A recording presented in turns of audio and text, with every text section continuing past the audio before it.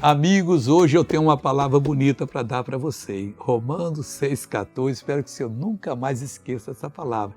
E compartilhe ela com todas as pessoas. Veja o que diz aqui, ó. Romanos 6,14. Porque o pecado não terá domínio sobre vós. Aleluia! Não tem mais domínio. Você agora é senhor do pecado. Nem de brincadeira se abaixa que ele vai trepar em você e vai destruir você. Não! Pecado, tô fora.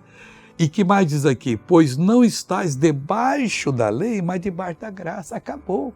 Mas missionário, e se eu errei, confesse a Deus e peça perdão e creia que Ele perdoa você. Você não está debaixo da lei.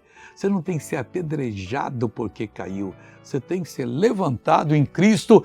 Levante a cabeça, creia, marche firme, porque Jesus Nazaré vai lhe dar vitória.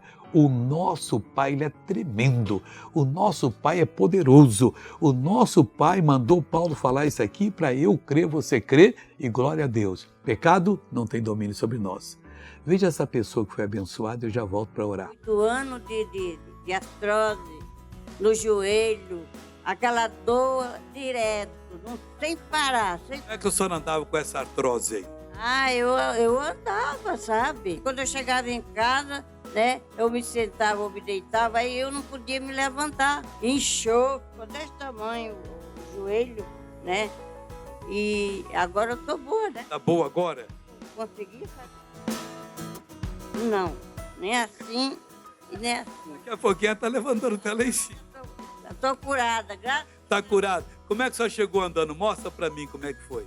Aí eu cheguei, né, devagar, né? Assim? É. Agora anda depressa, anda depressa. Aqui se anda depressa. Vai, pode ir em nome de Jesus. Agora eu voltei. Vamos falar com Deus. Pai, muito obrigado. O pecado não tem domínio sobre nós.